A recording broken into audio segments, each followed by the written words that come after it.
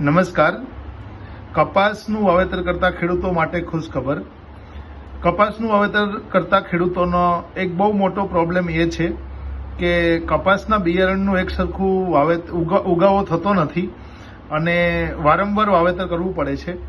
બિયારણનો ખર્ચ પણ વધે છે અને એક સરખો કપાસ તે થતો નથી.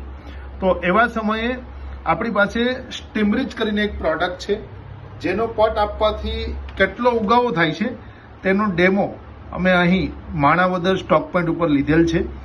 એના 3 દિવસ થયા છે. તો આ એક જે ગુણ્યું છે એમાં સ્ટીમરીચનો પટ આપેલ છે 20 કપાસના દાણામાં, અને આ જે ગુણ્યું છે એમાં સ્ટીમરીચનો પટ આપેલ નથી, એમાં પણ 20 દાણા લીધેલ છે. તો સૌપ્રથમ આપણે જોશું કે જેમાં સ્ટીમરીચનો પટ આપેલ છે એમાં 3 દિવસમાં કેટલા દાણા ઉગ્યા છે. તો અહીંયા આપણે જોઈ શકીએ છીએ કે સ્ટીમરીચનો પટ આપેલ નથી. તો એમાં આપણે જોઈએ કે કેવો ઉગાવો થયો છે, કેટલા દાણા 20 માંથી ઉગ્યા છે.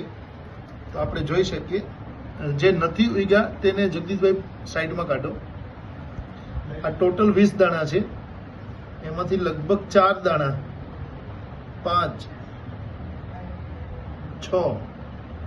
6 દાણા છે તો ઉગ્યા નથી, અને 7 દાણા છે, 8 દાણા ઉગ્યા નથી 20 માંથી, 12 ઉગ્યા છે.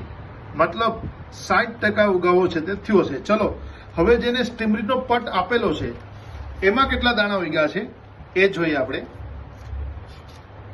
તો આ છે તે પટ આપેલો છે, તો એમાં જોઈએ તો 20 માંથી દાણા ઉગ્યા નથી તે અલગ કરો. અહીંયા આપણે જોઈ શકીએ છીએ એક દાણો ઉગ્યો નથી, બાકી બધા દાણા છે તે ઉગી ગયા છે. 19 દાણા ઉગી ગયા છે.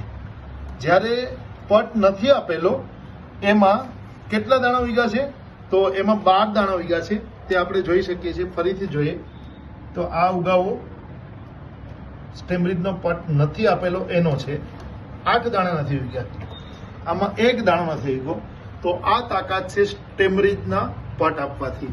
તો દરેક ખેડૂત મિત્રોને વિનંતી છે કે તમારા કપાસનું વાવેતર કરતી વખતે સ્ટીમરીચનો અવશ્ય પટ આપો.